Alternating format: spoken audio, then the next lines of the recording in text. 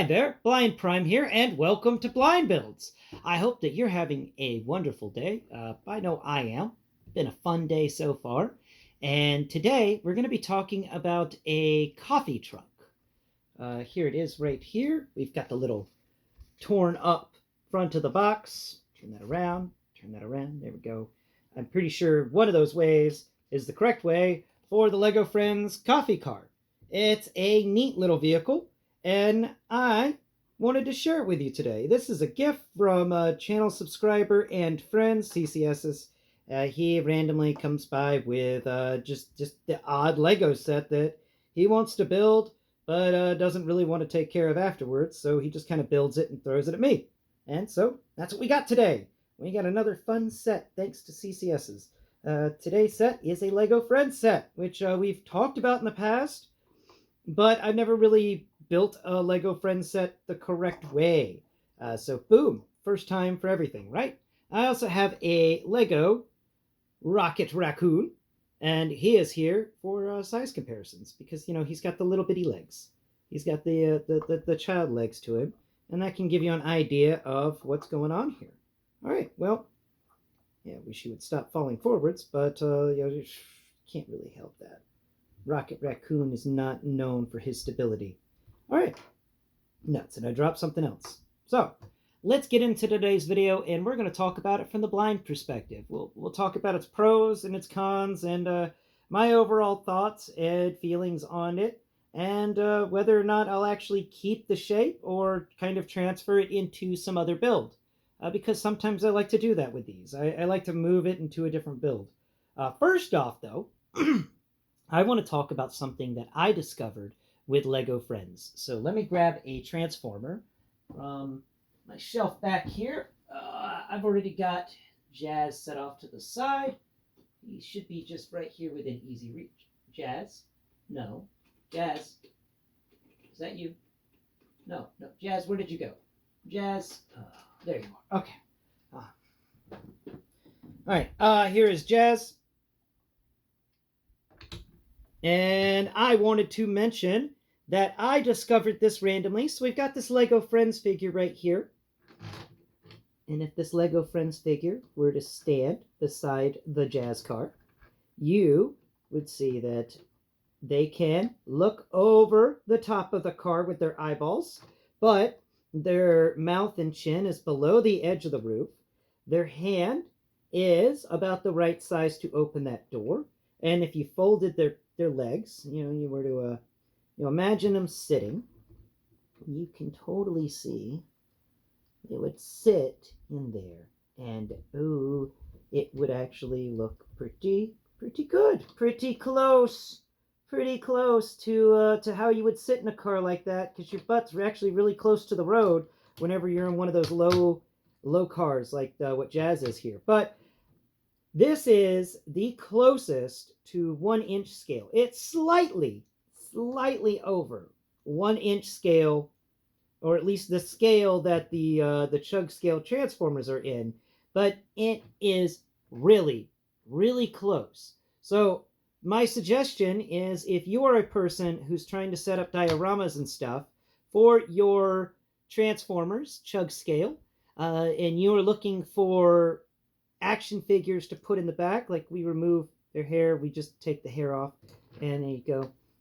That's a better one, I think. You just kind of give you the idea. But if you happen to be wanting to populate an area with human beings for your Transformers, I think that these Lego Friends may look great in the background of your shots and stuff as a 2-scale humanoid. That was just a thought, and I wanted to share it. Now I can't get the stupid hair back. There it goes. No, wait, is that wrong? Is that right? No, that's not right either. Let's see. Is that right? No. No. Oh, wait. No. Okay. Let's see. What if we put it like that? Is that it? Yeah. There we go. We got the hair figured out. All right. So let's bring Jazz off to the side. We're done talking about that. This set came with, I don't know why I'm over here. This set came with 2 Lego Friends figures. We have, and one mascot that you have to build, though. He's a buildable mascot. So we got one figure here, and they have a bunch of hair. Like, they have got a lot of hair. It's just a big hair. And so much hair they never want to stand right. Then we have the other one who's got the exact opposite amount of hair, but has a really cool dress. I like the dress this person's wearing, and I like the weird pixie cut they have. So that's kind of neat. There's a pretty pronounced chin. Yeah, that's a really sharp chin for short-haired person with dress, or is this like a robe? Like, it's either a dress or a robe, but whatever the case, they have pretty short hair. But not too bad, not too shabby. I think that they're pretty all right. And you also get a neat book with this. This is one of the books you have to put a sticker on, but I like getting these books. They're better than the old Lego books. We actually have like a textured book spine, which I absolutely love. And then I like the fact that it can open. And of course, last time we got one of these books, it was with whatever her name is, the witch from the Wanda show. Anyway, Agatha. That's it. Agatha Heartless came with a book. So we're going to set our Lego Friends minifigures off to the side because there's not really much to talk about them. One has weird hair, one has a dress and short hair, and that's about it. This is a fun little thing, though. I like the fact that we got to build a little mascot. I think mascots are fun. I love me a mascot. I always like mascots. I don't like how thin this one's legs are. It's like, aren't you supposed to be a minifigure in a costume? But I guess for friends, and Lego Friends, they have, not you have a dress on. Here, let's see. Yeah, they got really thin legs, so it could be a Lego Friends person in a costume. But whatever the case, I do dig the little coffee costume. Apparently it's supposed to be a coffee cup that's spilling coffee on the sides or something. I don't know.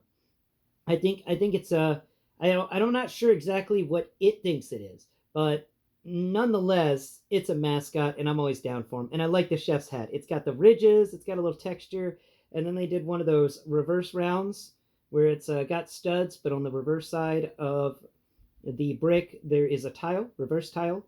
I like it, and it's a little rounded, and it feels like a little chef's hat. And so he's just a little coffee mascot that does chef-like things. And here he is standing next to Rocket Raccoon. Rocket Raccoon actually stands almost all the way to the top of the mascot chef hat, to give you an idea about how short this mascot is, because Rocket Raccoon's kind of a short minifigure. So we're going to set the mascot off to the side. And Rocket here is he's got one of these a new cup that I haven't seen before in Lego. And it's a wider cup, and you could probably put some stuff in there. And then we got a stein.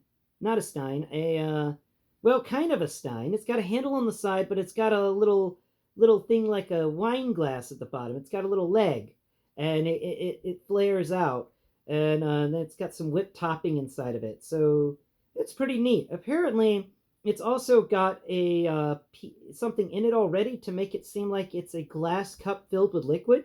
And I like that. I really do. I think that's a fun piece. I think both of these cups are fun pieces. And then we have the build itself, which is a neat little trolley, not very big. Let's see, if we bring out the handy dandy Lego pad, we can find out exactly how big this trolley is to kind of give you an idea of how it would fit in your Lego city. So normal Lego vehicles are 8 studs by, let's see, so are you the 8? Let's see, 1, 2, 3, 4, 5, 6, 7, 8. Yeah, you're the 8. You're not the 8. 1, 2, 3, 4. Yeah.